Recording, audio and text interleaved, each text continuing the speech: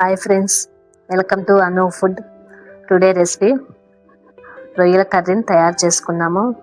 గ్రేవీగా స్పైసీగా ఉండే రొయ్యల కర్రీ తయారు చేసుకుందాము. మొదటగా కేజీ రొయ్యలను తీసుకుని చక్కగా కడిగి ఒక బౌల్లోకి తీసుకుందాము. అందులోకి ఒక అర స్పూన్ వరకు పసుపు వేసుకున్నాము. అలాగే అర స్పూన్ వరకు సాల్ట్ వేసుకున్నాము.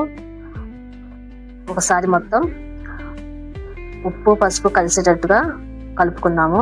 పక్కన పెట్టుకుందాము. ఇప్పుడు స్టవ్ మీద ప్యాన్ పెట్టుకుని అందులోకి ఒక స్పూన్ ఆయిల్ వేసుకుందాము.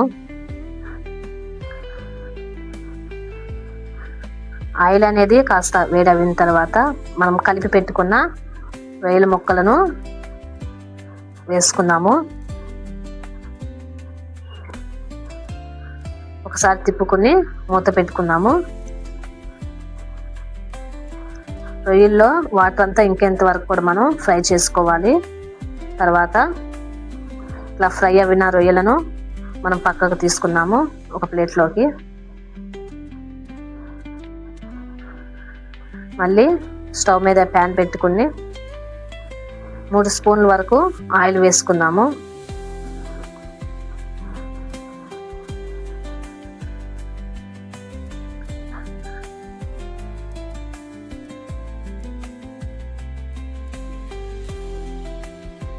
ఆయిల్ అనేది కాస్త వేడవిన తర్వాత అందులోకి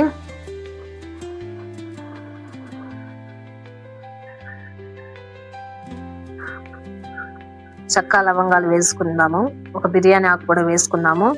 అలాగే మనం కట్ చేసి పెట్టుకున్న ఆనియన్స్ని కూడా వేసుకుని ఫ్రై చేసుకుందాము. ఆనియన్స్ అనేవి గోల్డెన్ కలర్ వచ్చేంత వరకు కూడా మనం ఫ్రై చేసుకోవాలి. అలాగే 2 పచ్చిమిర్చి కూడా వేసుకుందాము. కొద్దిగా కరివేపాకు కూడా వేసుకుని మరొకసారి కలుపుకుందాము.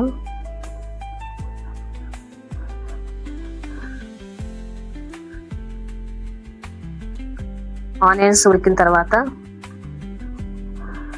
2 స్పూన్ల అల్లం వెల్లుల్లి పేస్ట్ వేసుకుని ఒకసారి కలుపుకోవాలి. అల్లం పేస్ట్ అనేది పచ్చివాసన పోయేంత వరకు కూడా మనం ఫ్రై చేసుకోవాలి. ఇప్పుడు మనం ఫ్రై చేసుకున్న రొయ్యలను కూడా అందులోకి వేసుకుని ఒకసారి కలుపుకొని మూత పెట్టుకున్నాము.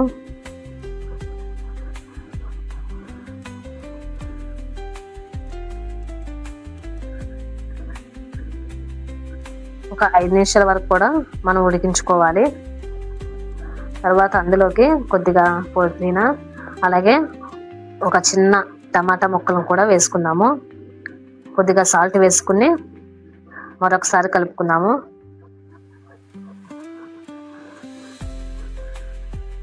ఒక 5 నిమిషాల వరకు మనం మగ్గనివ్వాలి.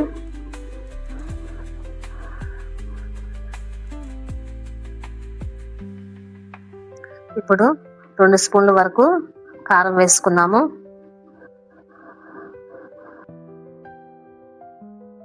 ఒకసారి కలుపుకుందాము.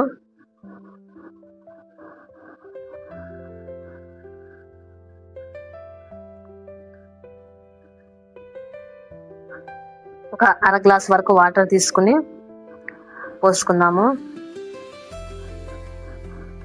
కలుపుకొని మూత పెట్టుకుందాము.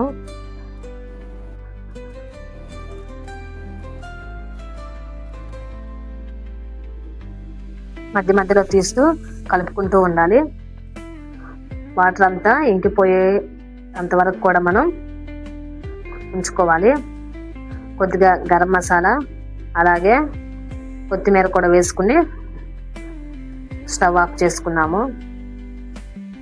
అంతే, చాలా సింపుల్గా రొయ్యల గ్రేవీ కర్రీ రెడీ అయిపోయింది.